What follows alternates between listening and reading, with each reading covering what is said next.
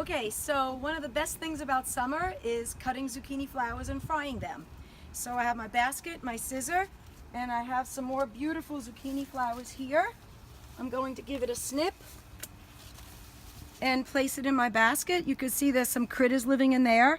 So in a minute, I'm going to show you a good way to clear them all out and make sure that your flower is free of living things. Even though we love them, we don't want to eat them.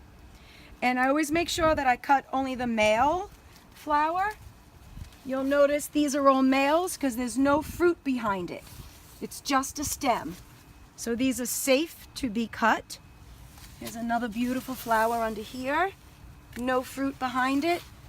And this one has lots of critters, so we're certainly going to talk about how to get those little guys out of there. For now, I'm just going to place them in my basket. And I see a few more. I'm going to pick one more. Here's another beautiful flower right in here. Again, there's no fruit behind it, so it's good to be picked. Look at the size of that flower. This is going to be a delicious fried zucchini flower. Look at all the bees. We're going to get those little ants out. Don't worry about that. It's going to be completely clean before we cook it. Okay, so here's an example of a zucchini flower. Even though it's still in bud form, it hasn't opened, and it does have the zucchini growing behind it. So this is a flower you don't want to cut for frying, or else the zucchini will cease growing and you won't have a nice zucchini. So we're only taking the flowers that do not have the fruit at the back. Okay? Okay, so now I put the flower in front of the fan to encourage the petals to open up, and that way I can easily look inside to see if I can need to remove any critters that might have wandered in there. And I use the tip end of a pointy paring knife. It looks very clean. There's no little critters. Look at the outside. And this one is ready for stuffing and frying. Once again, I just want to demonstrate the cleaning because this is a very important step. So you see we have a little friendly ant in there. And once again, the fan helps me open the flower up, and I gently pick up this little guy, and I'm going to give him a new home. I always want to show respect to my little critters, because without these guys, we wouldn't have this vegetation and these flowers and this fruit. So we're going to give this little ant a new home. We just don't want him in our flower. Okay, so now we're going to actually start the cooking phase. So what I like to do is I like to fry in coconut oil. You can use any brand. I just like, it gives everything an added coconutty flavor. Or if you don't like the coconut flavor, you can get unsulfured coconut oil, and you still get the health benefits of coconut oil without the coconut flavor. All right, so that's going in there. I'm going to start warming up the oil. Now what I'm doing is I'm heating up water in this kettle, because you're going to pour some flour in a bowl, and you could use any brand of flour. This happens to be gluten-free. It doesn't have to be. It could be anything you want. That's about enough right there. And I like to mix lukewarm water because it helps get the, yep, this is just about lukewarm.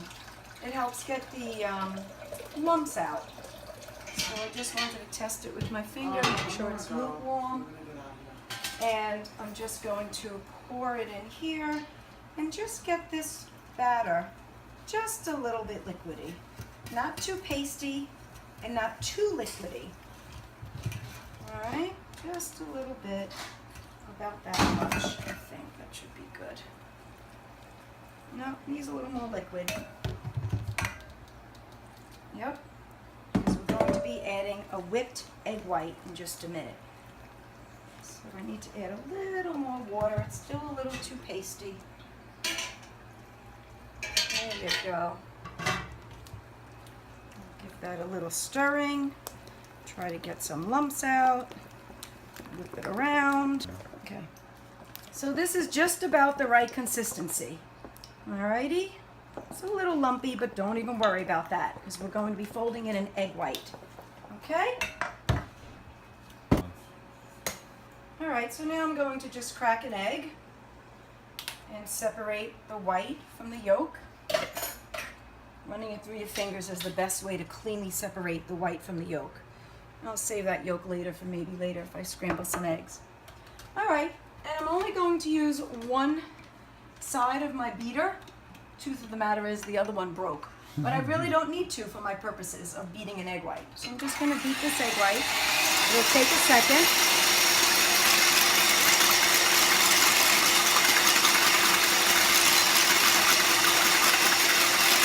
You can see it's turning white. Beat the egg white. Bad egg white here. And then, once it has stiff peaks, it's ready.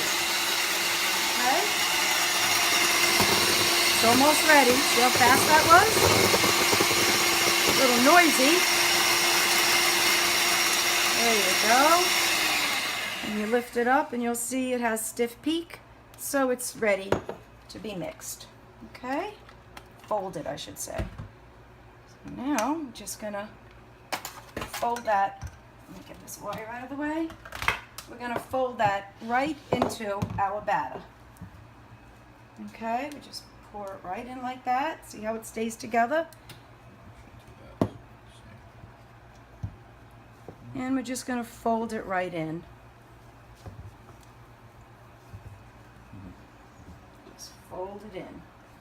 You don't want to whip it in because then that deflates all those nice air bubbles in the whipped egg that we just whipped it for. So now we're going to just fold it in. And now our batter is full of airy bubbles. It's going to be delicious. Okay, so the batter is ready to go. I've got some cheese here for stuffing. You can use any kind of cheese, mozzarella, a hard ricotta.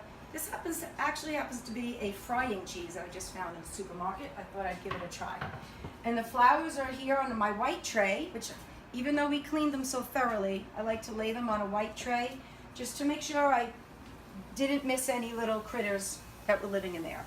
So I'm going to start with a nice open flower. And by the way, you can see these four are a lighter color. It's a different variety of zucchini. These darker orange flowers were from the green squash. And these, I believe, were from the butternut squash.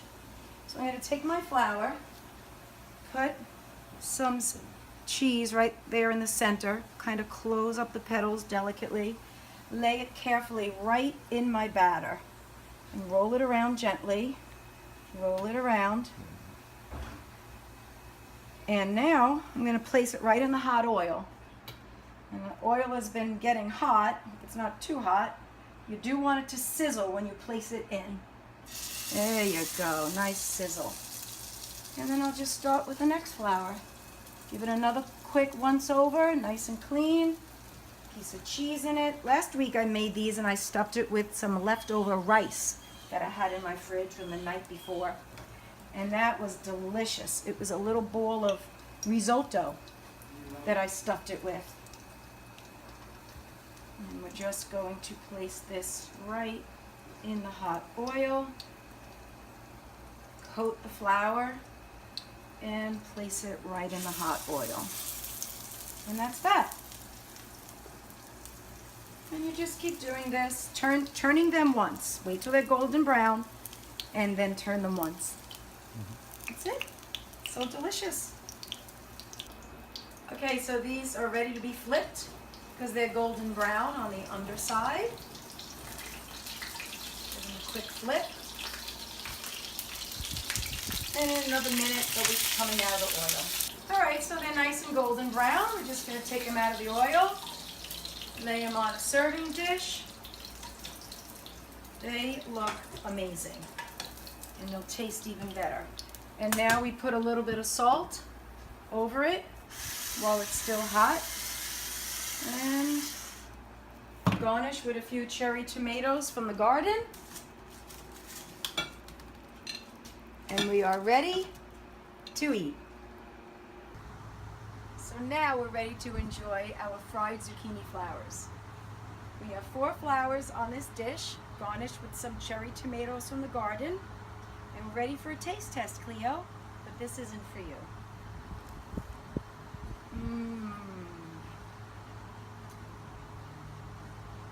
That is really, really good. You'll get a bone, Cleo. This is for me, okay? Delicious.